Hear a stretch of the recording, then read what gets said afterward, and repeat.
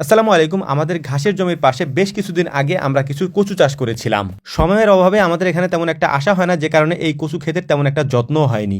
যেহেতু এই জায়গাটা প্রতীত ছিল, অর্থাৎ এখানে কোনো কিছু চাষ করা হতো না, যেহেতু একটু গর্ত টাইপের, এখানে পানি জমে যায়, যে কারণে এখানে আমরা কচু লাগিয়ে দিয়েছিলাম। এখন যেহেতু বর্ষার সিজন, তাই প্রতিদিনই প্রায় বৃষ্টি হয়। এই বৃষ্টির কারণে এই কচু ক্ষেতের কচু থেকে বেশ কিছু লতি আমরা দেখতে পেয়েছি গত কয়েকদিন আগে। তাই ভাবলাম যে এই পতিত জায়গা চাষ করা কচুগুলিকে সুন্দর করে পরিষ্কার করে তারপর এই জায়গাটাতে আমরা হালকা কিছু সার দিয়ে দিই, তাহলে এই কচুর লতিগুলি আরো বেশি পরিমাণে বের হবে ইনশাআল্লাহ। এগুলি আমাদের উপরি ফসল। এর কারণ হচ্ছে এই জায়গায় যদি আমরা কচু চাষ না করতাম, তাহলে এই জায়গাটা এভাবেই পতিত পড়ে থাকতো, এই জায়গায় অন্য কোনো জিনিস চাষ করা যেত না, কারণ এখানে ছায়া পড়ে। এর পাশাপাশি এই জায়গাটা হচ্ছে একটু গর্ত টাইপের, যে কারণে এখানে পানি জমে যায়। গতকাল থেকে এই জমিটা আমরা পরিষ্কার করা শুরু করছি, অর্থাৎ এই কচুর জমিটা আমরা গতকাল থেকে পরিষ্কার করা শুরু করেছি। তো আজকে আমাদের প্ল্যান হচ্ছে এটাকে আমরা আজকের দিনের মধ্যে পরিষ্কার করে একেবারে সার দিয়ে তারপর এখান থেকে যাবো ইনশাআল্লাহ। এ কারণেই আমরা খুব সকাল সকাল এই জমিতে এসেছি। এরপর এসেই এখান থেকে কিছু কচুর লতি আমরা উঠিয়ে তারপর বাড়িতে পাঠিয়ে দিয়েছিলাম, যাতে করে রান্না করে ওটা আমাদের জন্য পাঠিয়ে দেওয়া হয়। কারণ যেহেতু আজকে জুমার দিন ছিল এবং জায়গাটাও অনেক বড়, তাই কাজ করে শেষ করতে করতে আমাদের নামাজের ওয়াক্ত হয়ে যাবে, যে কারণেই আমরা এটাকে দ্রুত শেষ করার জন্য আর বাড়িতে ফিরে যাব না। সকালের নাস্তাটাও আমরা এখানেই করব।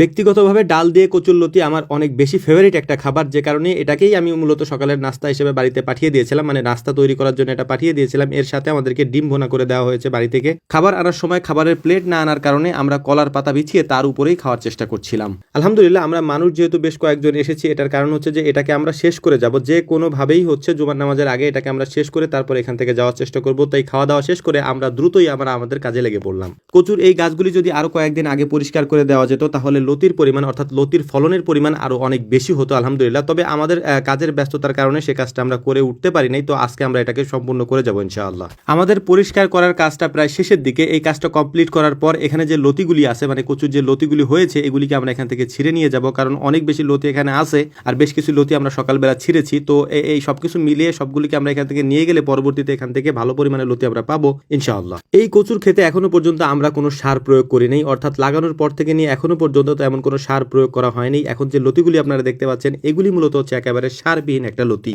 তবে মাঝে মাঝে পরিষ্কার করে কিছু সার যদি আমরা দিতাম, তাহলে আল্লাহর রহমতে আরো বেশি পরিমাণে ফলন হতো। তো সেটা আমরা করতে পারিনি, আগেই বলেছি কাজের ব্যস্ততার কারণে এই কাজটা আমাদের করা হয়নি। তো এখন থেকে এটা নিয়মিত আমরা করার চেষ্টা করবো ইনশাআল্লাহ। তো আমরা এখানে যে কয়েকজন ছিলাম বাড়িতে লতি নেওয়ার জন্য, আমরা হালকা কিছু মানে অল্প কিছু লতি কেটেছি এখান থেকে। এর পাশাপাশি আমি বাড়িতে নেওয়ার জন্য দুইটা কচুও কেটেছি, দেখার জন্য পরীক্ষামূলকভাবে যে এটার স্বাদ কেমন। যে লতিগুলিকে আমরা বাড়িতে নেওয়ার জন্য উঠিয়ে এনেছি, ওই লতিগুলিকে সুন্দর করে বেঁধে নিচ্ছিলাম আমরা। এর পরবর্তীতে যে লতিগুলি হবে, ওই লতিগুলি অনেক মোটা হবে ইনশাআল্লাহ। এর কারণ হচ্ছে যে বিকালের দিকে আমরা সার দিয়ে দেবো। এখন যেহেতু নামাজের ওয়াক্ত হয়ে গেছে, আমাদের দ্রুত চলে যেতে হবে এখান থেকে।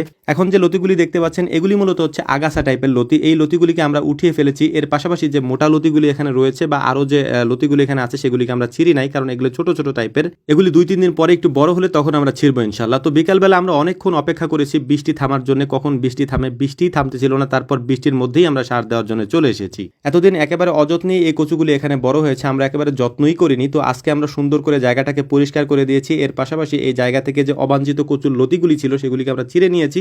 এর পাশাপাশি হালকা কিছু সার আমরা প্রয়োগ করেছি। তো যাই হোক, আলহামদুলিল্লাহ, দেখা যাক এরপরে কি হয়। তো আমাদের জন্য দোয়া করবেন। আসসালামু আলাইকুম ওয়া রাহমাতুল্লাহ।